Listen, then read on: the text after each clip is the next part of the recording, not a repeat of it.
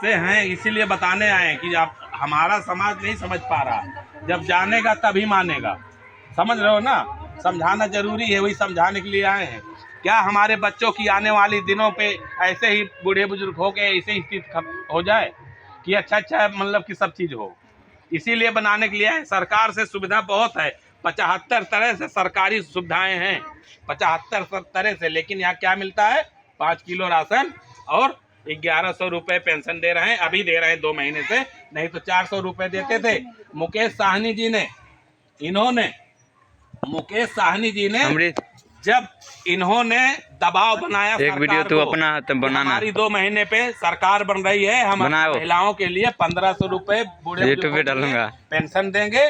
और जो है हर महिला को 2500 रुपये माई बहन योजना के तहत हर महिलाओं को देंगे कि उनका घर चलाने के लिए, कि उनके घर में राशन है कि नहीं है, उनके घर में चावल दाल आटा है कि नहीं है, क्योंकि सारी जिम्मेदारी महिलाओं की होती है, सब पूरी जिम्मेदारी महिलाओं को होती है। खाना पीना बनाने की, बच्चों की देख की, कपड़े लत्ते की, उनको नहलाना धुलाना, स्कूल भेजना, सारी जिम्मेदारी महिलाओं की होती है।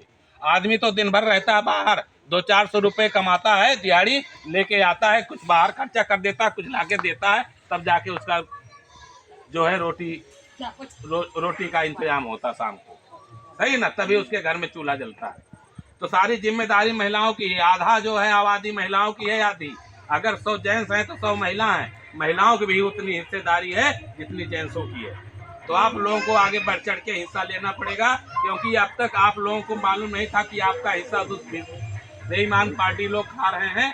और जब आपको पैसा, आपको पता लग जाएगा कि हमारा हिस्सा, हमारे बच्चों का हिस्सा, हमारे समाज के लोगों के हिस्सा जो है उन बेईमान पार्टियों ने खाया है, तो क्या आप लोग उसको बैठोगे या देखते रहोगे, या कि उसके लिए लड़ाई लड़ोगे? उसके लिए तो आवाज़ उठानी पड़ेगी ना, मुंह तो खोलना पड़ेगा ना।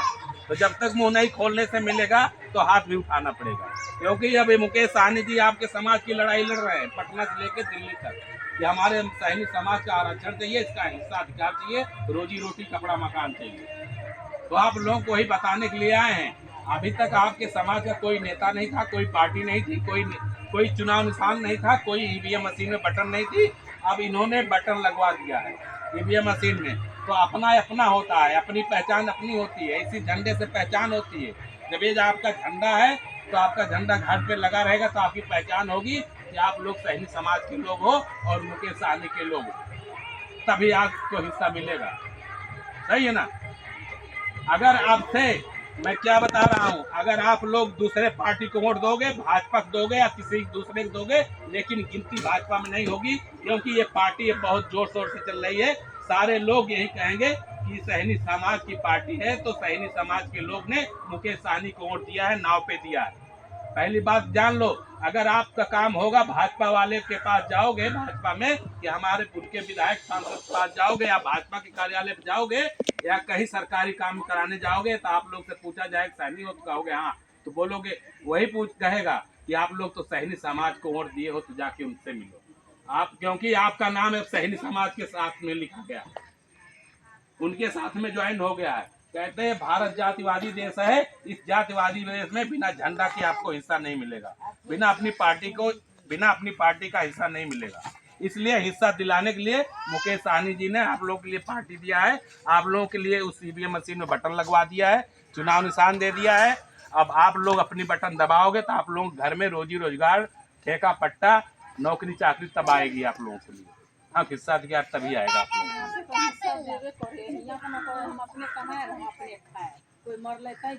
मतलब वही हमारे लोगों का कहना यही है कि अपना कमाना है, अपना खाना है, वोटवा कौनो हमके खाए के दी। मतलब कि वोट एक ही वोट से राजा बनता है, एक वोट की कीमत हीरे से ज्यादा है। यही